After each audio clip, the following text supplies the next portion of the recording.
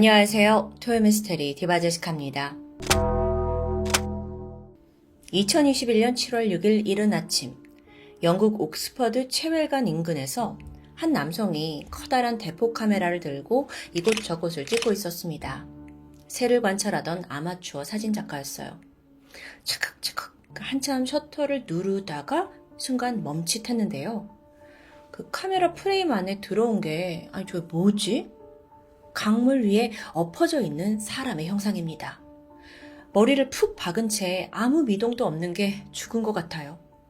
사진작가는 놀라서 바로 신고를 했고요. 경찰이 도착해서 남성의 시신을 확인했죠. 그런데 근처 강가를 좀 더 수색해 보니까 누군가 버린 듯한 빈 보드카 병과 뚜껑이 놓여 있습니다. 거기서 죽은 남성의 DNA까지 확인되었죠. 우선 죽은 이의 신원은 2년 전 스페인에서 이 영국으로 이주해온 30살 남성 조지 마틴 카레노였습니다. 보드카에 지문이 있었다는 건 술을 마시고 강에 뛰어든 걸까요? 부검을 해보니 조지 몸에서 알코올 성분이 나왔고요. 또 머리에서 약간의 타박상 흔적도 발견돼요. 사인은 결정적으로 익사였습니다. 하지만 여기서 부검에는 조지가 술에 취해서 실수로 강에 빠진 건지 아니면 스스로 극단적 선택을 한 건지 그것도 아니면 어떤 범죄에 연루된 건지는 분간하기 어렵다고 판단했죠.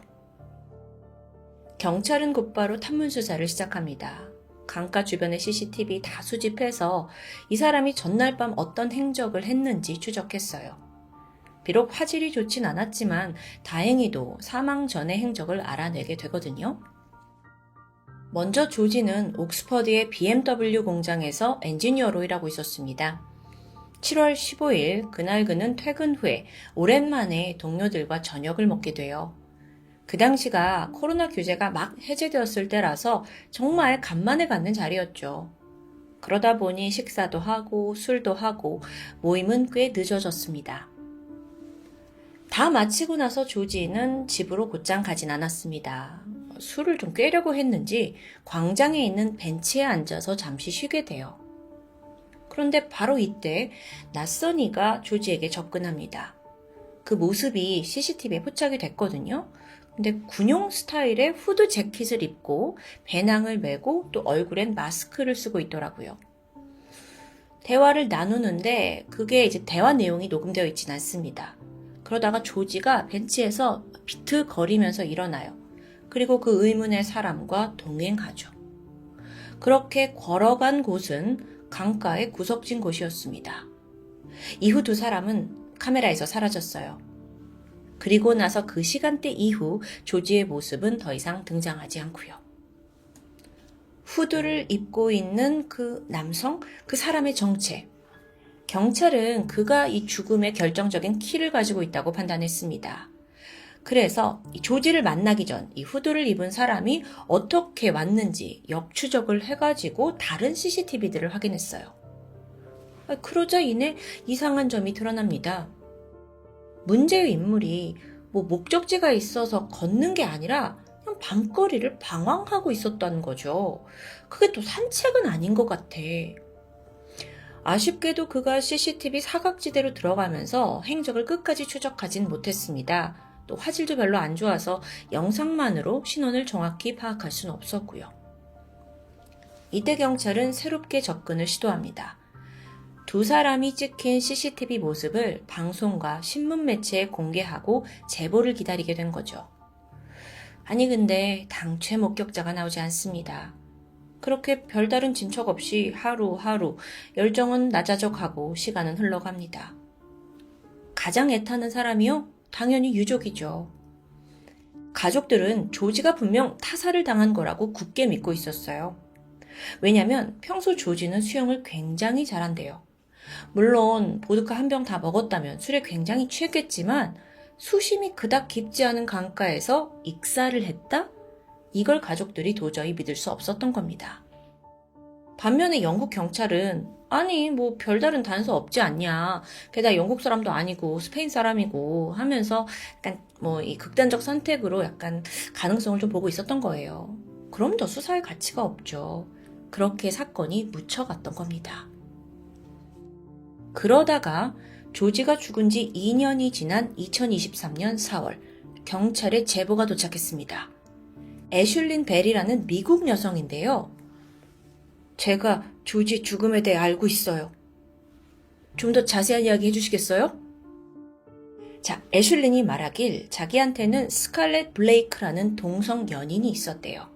근데 얼마 전 스칼렛이 놀라운 이야기를 했죠. 자기가 예전에 술에 취한 남성을 목줄로 살해하고 그 시신을 물속에 던졌다는 거예요. 주절주절 고백을 했다는데 심지어 이걸 믿지 않으니까 스칼렛이 증거로 자기가 그 살인을 저지를 때 입었던 후드의 사진을 보여줬다고 합니다. 후드라고요? 이거 내용이 꽤 구체적이에요. 경찰은 결코 무시할 수 없는 제보라고 판단을 했고 결국 아주 크게 결심을 해서 제보자를 만나기 위해 영국에서 미국으로 건너갑니다. 애슐린을 맞이했어요. 그 문제의 스칼렛이 어떤 사람인지 애슐린이 설명을 해줬죠. 평소에도 동물을 잔인하게 학대하는 성향이 있대요. 그러니까 충분히 살인 본능이 있다는 거죠. 근데 이 여자 말하는 게 뭔가 이 사람을 좀 범인으로 몰고 가는 듯 하기도 해요. 영국 경찰도 혼란에 빠졌는데 사실 또 다른 이유가 있습니다. 직접 애슐린을 만나보니 이 사람 상태가 조금 온전치 않아요. 마약 중독자인데다가 평소 총기를 수집하는 성향에 또 막 나치에 빠져있는 사람이더라고요. 아니 더 충격적인 건 애슐린, 얘가 스칼렛과 직접 교제한 게 아니었어요. 무슨 말이냐면 자, 애슐린의 성 정체성에 대해서 좀 말씀드려야 할 것 같습니다. 애슐린은 남성에서 여성으로 성별을 바꾼 트랜스젠더입니다.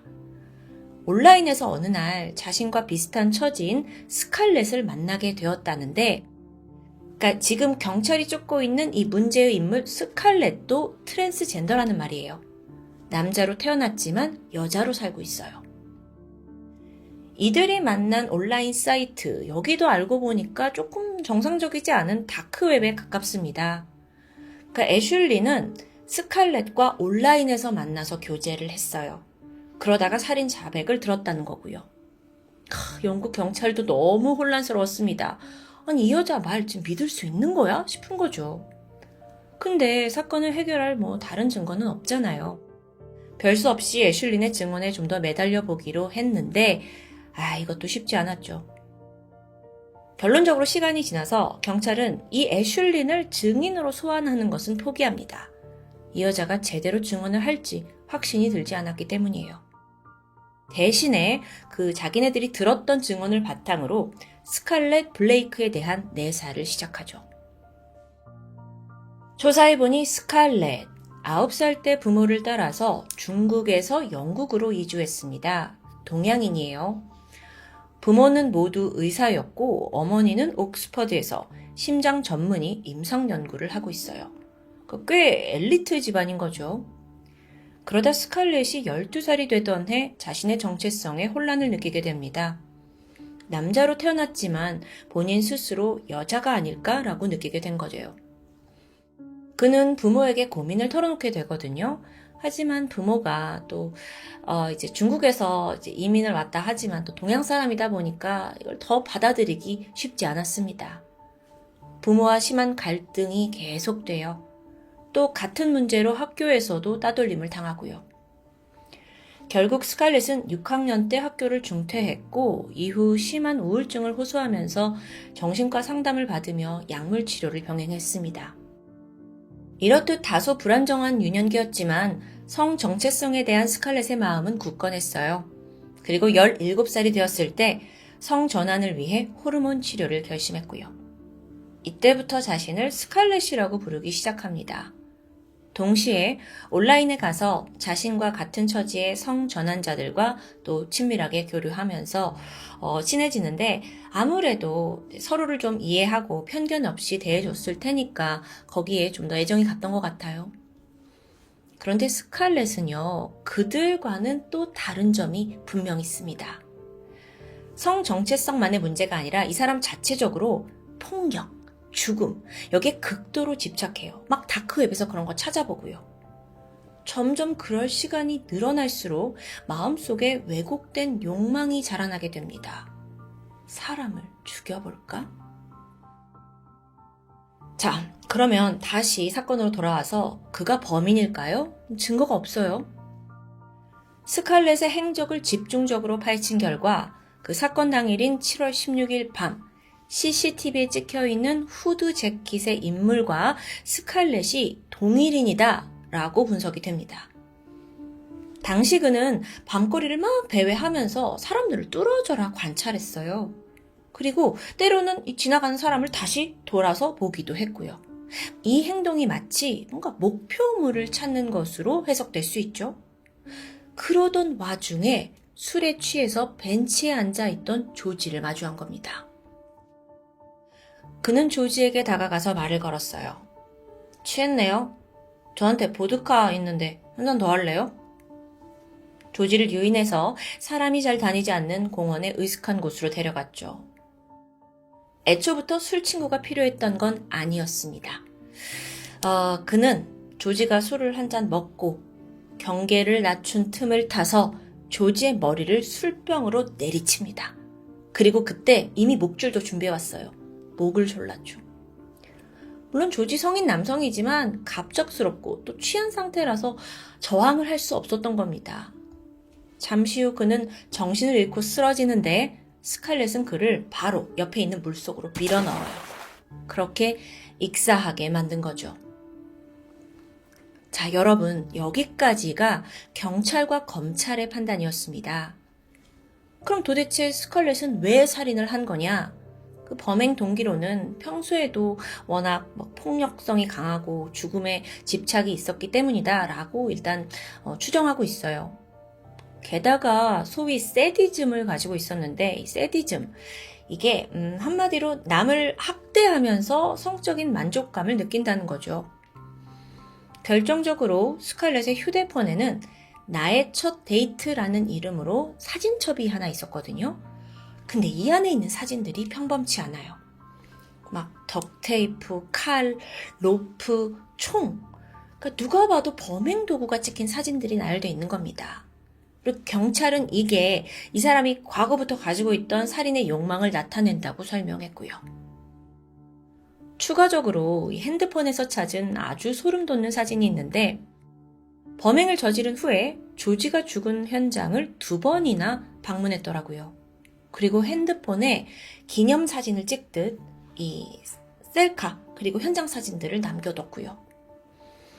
검찰은 이걸 다 모아서 스칼렛이 안 되겠다 하고 재판에 기소합니다. 자, 여러분, 제가 여태까지 계속 이건 경찰과 검찰의 입장이다라고 했는데 맞아요. 예상대로 이 재판은 결코 순순히 흘러가지 않았죠.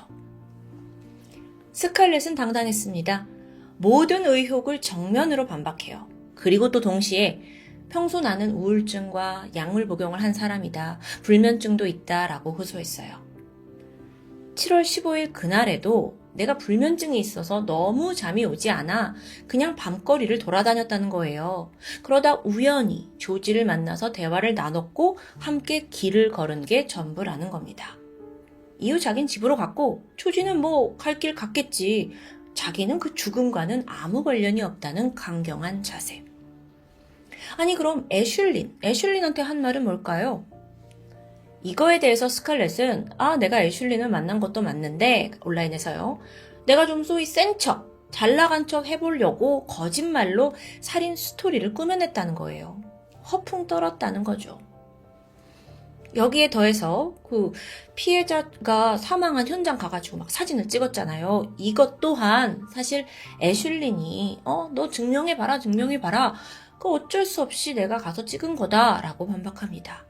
또 마침 자기가 현장과 가까운 곳에 살고 있었고요. 이게 좀 앞뒤가 안 맞고 끼워 맞추기 같죠? 근데 이 두 사람 모두 좀 불건전하다고 할 수 있는 다크웹 커뮤니티에서 만났잖아요. 그래서 죽은 장소에 대해서 굉장히 집착했대요. 그러니까 애슐리는 미국에 살고 있는데 야 너네 집 주변에 살인사건 났어? 가서 사진 찍어봐 막 이렇게 했다는 거죠.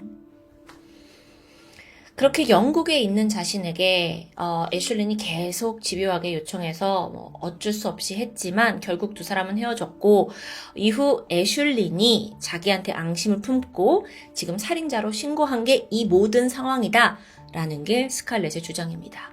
사실 이거 증거 없으면 스칼렛의 주장이 맞을 수도 있어요.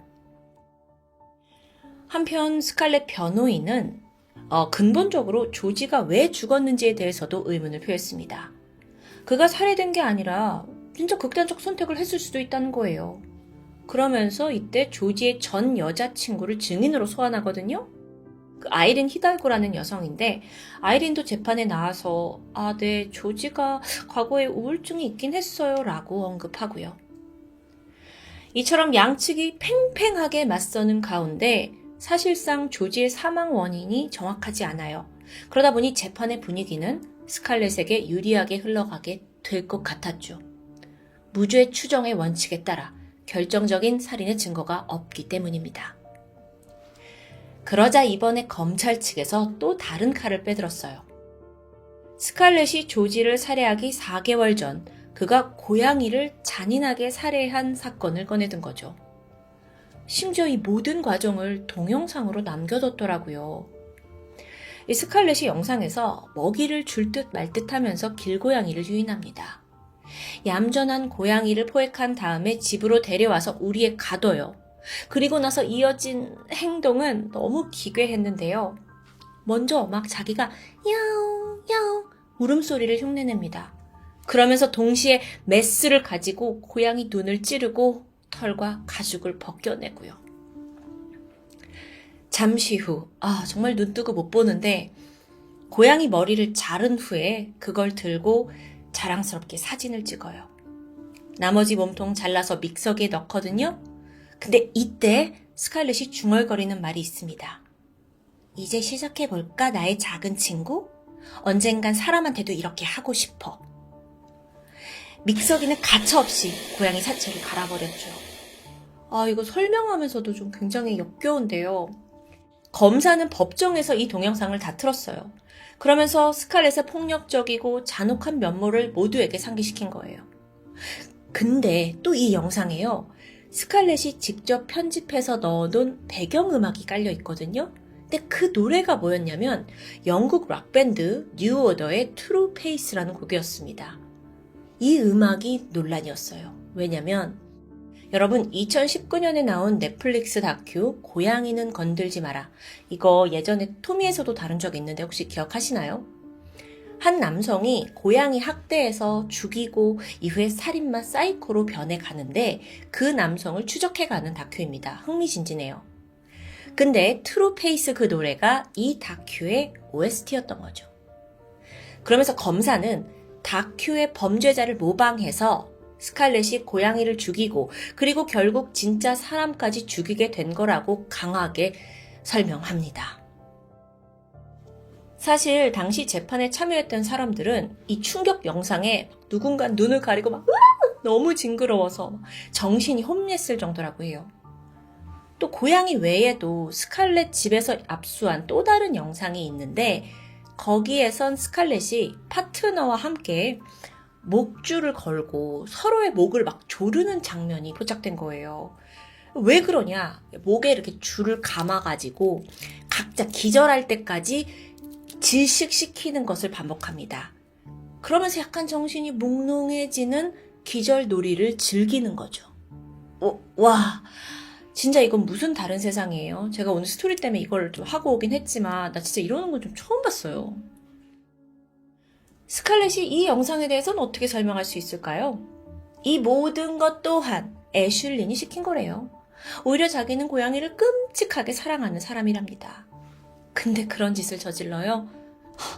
믹서기에 넣고 근데 이게 사실 법정에서는 스칼렛이 직접 하는 말이 아니잖아요. 변호사가 해주잖아요. 그러니까 이게 그럴듯하게 포장이 되나 봐요. 스칼렛은 모든 책임을 회피했습니다. 그리고 재판에서 기괴한 행동을 보였죠. 사실 자신이 고양이와 교감을 느끼고 상호작용을 한다는 겁니다. 뭐 이거 닥터 두리틀이야? 근데 더 나아가서 그걸 설명하기 위해 배심원들 앞에서 막 야옹 들으셨죠? 하면서 막 고양이 소리를 내요. 제정신 아닌 것 같죠? 저도 이제 설명하면서 지치네요. 재판의 결과 볼까요? 6시간의 논의 끝에 배심원들은 스칼렛에게 유죄를 판결합니다. 살인을 인정한 거예요. 비틀린 욕망을 위해서 조지를 살해했다. 그러면서 스칼렛에게는 종신형이 선고됩니다. 가석방은 최소 24년 정도 복역을 한 후에 신청할 수 있고요. 그는 현재 특수 남자교도소에 수감 중이고 또 여전히 호르몬 치료를 받고 있는 것으로 알려졌습니다. 참 가증스러운 게 스칼렛은 이 재판 내내 반성이요? 아니요. 지금 죄를 다 부정하고 있잖아요. 그러다 보니까 미안하다, 반성하는 모습 전혀 보이지 않았습니다. 처음부터 끝까지 오히려 나는 불우한 유년기를 보냈고 그로 인해 혼란스러운 성정체성을 느꼈고 이걸 들먹이면서 동정심 유발에 급급했어요. 성장기가 불행하고 우울증에 있고 성정체성이 흔들렸다 해서 살인이 정당화될 수 있을까요? 이는 정말 삶의 고난 다 극복하고 성실하게 살아가는 우리들을 기만한 겁니다. 지금까지 토요미스테리 디바제시카였습니다. 안녕하세요. 토요미스테리 디바제시카입니다. 2015년 12월 1일 일본의 한 법원 앞은 시끌벅적했습니다.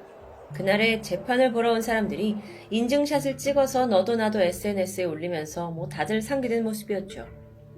그리고 얼마 후 드디어 히데의 살인마가 모습을 드러냅니다.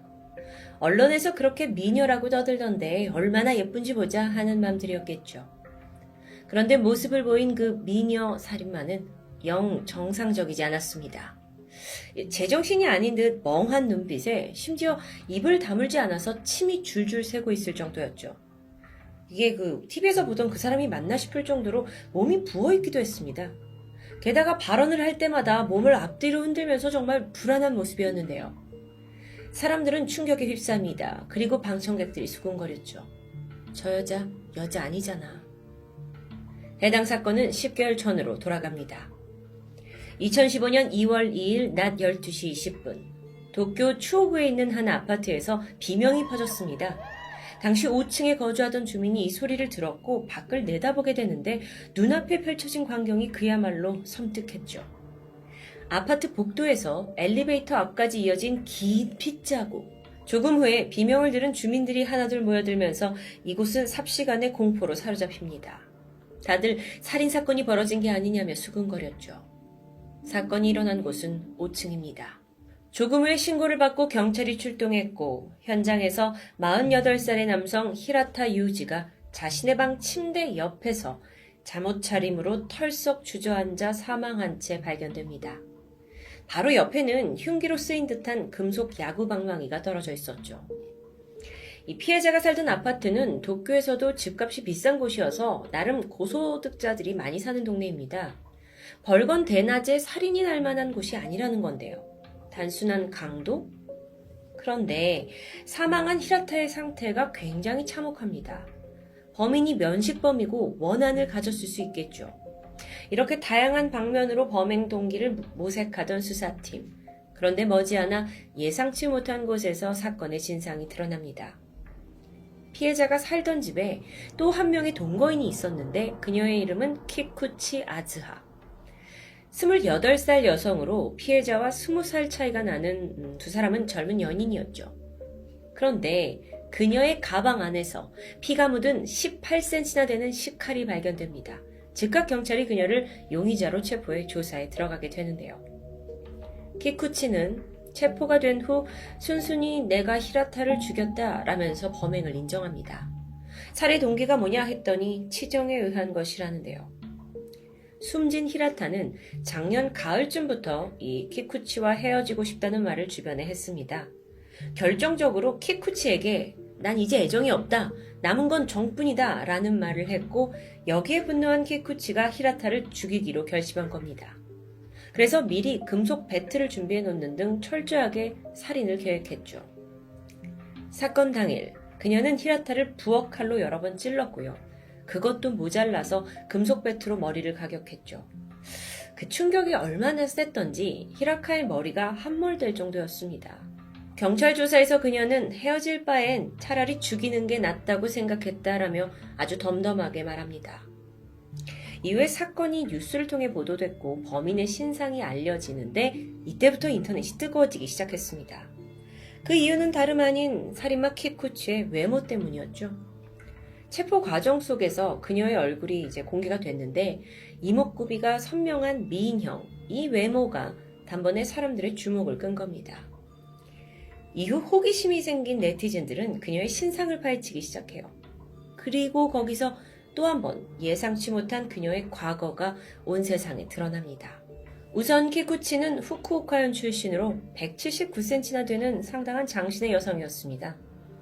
사건이 일어나기 4년 전에 도쿄로 상경을 해서 미네아즈아라는 예명을 쓰면서 성인 비디오 모델로 활동을 했었죠. 또 이후에는 도쿄 긴자에 있는 술집을 전전하며 호스티스로 돈을 벌기도 했습니다. 그리고 바로 이곳에서 피해자 히라카를 만나 교제하더니 이내 동거를 시작하게 되는데요. 키쿠치는 사건 발생 2년 전부터 이 긴자 술집의 마담으로 자리 잡으며 본격적으로 비즈니스에 매진하고 있었죠. 그런데 평소 그녀를 잘 알고 있던 한 술집 사장은 키쿠치가 꽤나 위험한 인물이었다고 말합니다. 특히나 그녀가 남자에 대한 강한 소유욕을 가지고 있었고 때때로 폭력적인 모습을 보였다고 하는데 한 예로 과거에 그녀가 유부남과 사귄 적이 있습니다. 둘의 관계가 깊어지던 어느 날 남자가 성병에 걸린 걸 알게 돼요. 그리고 즉각 키쿠치한테 가서 네가 옮긴 게 아니냐라고 하게 되는데 소위 술집 아가씨라는 직업 때문에 생기는 추궁이었죠. 그런데 키쿠치의 행동은 여기서 더 대범했습니다. 화가 났죠? 그래서 즉각 남성의 집을 찾아가서 그의 아내를 만나 난동을 부립니다. 정말 어떤 것도 무서울 게 없는 듯 행동했죠. 심지어 이 남자가 일하고 있는 직장에도 찾아가서 그에게 주먹을 휘두르기까지 했어요. 이렇게 좀 상상하기 힘든 온갖 드라마가 끝나고 결국 두 사람은 이별하게 됐는데요. 이후에 그녀는 일하던 술집 대기실에 화를 참지 못하고 불을 지르게 됩니다. 다행히 화재는 진압이 됐지만 여기서 키쿠치가 얼마나 정신적으로 불안정한 사람인지 알 수 있는 대목입니다. 이런 내용들은 다 네티즌 수사관들이 좀 찾았다고 하는데 과거 행적을 하나하나 캐고 있었죠. 그런데 사실 그녀를 둘러싼 수많은 소문 가운데 가장 주목받는 건 따로 있었습니다. 바로 그녀가 성전환 수술을 받은 트랜스젠더라는 이야기였죠. 이미 긴자에 있는 술집 사람들 사이에서는 오래전부터 키쿠치 쟤는 여장 남자가 아니냐라는 소문이 자자했다고 합니다. 키가 179cm였고 또 골격 또한 좀 남달랐기 때문이라고 하는데요. 게다가 목소리도 저음해 또 목젖도 여자치곤 좀 두드러지게 나와 있어서 남자로 의심하는 사람들이 꽤 많았다고 합니다. 그리고 그 소문은 사실이었죠. 키쿠치는 남성의 몸으로 태어났습니다. 하지만 유년기부터 자신의 성에 위화감을 느꼈고요. 남자다워야지 라는 말을 들을 때마다 불편했다고 합니다. 성장하면서 주변에서 넌 참 여자 같다 라는 말을 자주 들었을 정도죠. 이후 고등학교에 가게 되는데 도저히 남자 교복을 입고 싶지 않다면서 결국 중퇴를 결정합니다. 18살이 되던 해부턴 본격적으로 여성 호르몬을 투여받기 시작했죠. 20살이 되고는 큰 결심 끝에 태국으로 가서 마침내 성전환 수술을 받습니다. 이후 그녀는 호적상으로도 여성이 되면서 이름도 개명합니다. 성전환 수술을 받은 키쿠치 아즈하. 그녀는 인위적으로 고환을 제거했기 때문에 남성 호르몬을 만들 수 없습니다. 그리고 생물학적으로 난소가 없기 때문에 여성 호르몬 또한 생성될 수 없었죠. 그렇기 때문에 그녀는 여성 호르몬을 투여받아야만 했습니다. 그녀를 알고 있던 술집 사정 진술로는 키쿠치가 자신이 여성 호르몬이 부족한 병을 가지고 있다고 말했다고 합니다. 그러면서 매일 30알 정도의 호르몬 약을 먹곤 했죠. 이 모든 세세한 사항들이 언론에 알려지면서 키쿠치 살인사건은 기이한 방향으로 주목받게 됩니다. 언론은 아름다운 성인 배우 출신 여성이 남자친구를 죽였는데 알고 보니 트랜스젠더라더라 라는 아주 자극적인 소재를 위주로 기사를 쏟아냈고요. 관심은 초집중이 되죠. 그러면서 키쿠치의 재판일이 다가오자 사람들은 화제의 인물인 그녀를 직접 보기 위해서 몰려들 정도였습니다. 이날 재판에는 35건의 방청권이 있었는데 신청한 사람이 180명이었다고 해요. 지금 보시는 사진처럼 사람들은 마치 흥미거리 쇼를 구경하듯 법원에서 인증샷을 찍어 SNS에 올리기도 합니다. 재판 당일이었던 2015년 12월 1일, 키쿠치가 모습을 드러냈죠. 하지만 그녀의 모습에 다들 술렁입니다. 너무도 예상 외의 모습이었기 때문이에요. 눈에 초점이 없고 입이 열린 채 침이 새고 있고 얼굴이 새빨개진 채 목이 좀 비정상적으로 부어서 굵어져 있는 것 같습니다. 그러면서 눈도 깜빡이지 않고 그대로 굳은 채 이상한 말을 중얼중얼 내뱉어요. 그러니까 상태가 정상이 아닌 거죠. 도대체 어떻게 된 걸까요? 문제가 된 건 여성 호르몬이었습니다. 그녀가 평소에 복용하던 여성 호르몬제 프레마린이 이 구치소에서 반입이 안 되는 약물로 인정이 되지 않았던 겁니다. 그러니까 여성 호르몬제가 필요하다 했는데 이게 병의 치료를 위한 것이 아니라 어떤 외모, 여성적인 외모를 유지하려는 미용 목적으로 남용될 수 있지 않냐? 라는 이유로 반입을 불가한 건데요. 대신에 국가 측에서는 항불안제 또는 수면약을 주면서 키쿠치의 증상을 완화시켰다고 합니다. 그렇게 강제로 호르몬 복용이 중단된 키쿠치는 몸의 밸런스가 무너지면서 금단 증상과 함께 정신이 불안해지게 됩니다. 그래서 심지어 자해를 저지르기도 했고요. 변호사가 면회를 왔는데 대화가 제대로 안 될 정도로 많은 문제가 생기게 되죠. 사실상 구치소에서 최소한의 정신건강을 유지할 수 있는 인권이 침해당한 게 아니냐라는 비판이 일게 됩니다. 하지만 이런 키쿠치의 이상행동이 단순히 호르몬 때문만은 아니다라는 주장도 있습니다. 살인사건을 최초로 발견하고 신고한 K씨의 법정 증언에 따르면 구급차가 왔을 때 키쿠치가 구조원한테 달려들더니 내 남자친구 히라타한테 물을 마시게 해달라. 나는 이 히라타의 아내다. 제발 그를 데려가지 말라. 라면서 좀 이해할 수 없는 행동을 했다고 진술합니다. 그러니까 지금 피를 흘린 채 쓰러져 있는 남성에게 물을 줘야 하고 나는 아내고 데려갈 수도 없다. 앞뒤가 맞지 않죠. 또 자신이 범행을 저질렀음에도 불구하고 피해자를 붙잡고 울부짖고 있었다고 해요. 그러니까 좀 정신이 온전치 않은 모습인데요.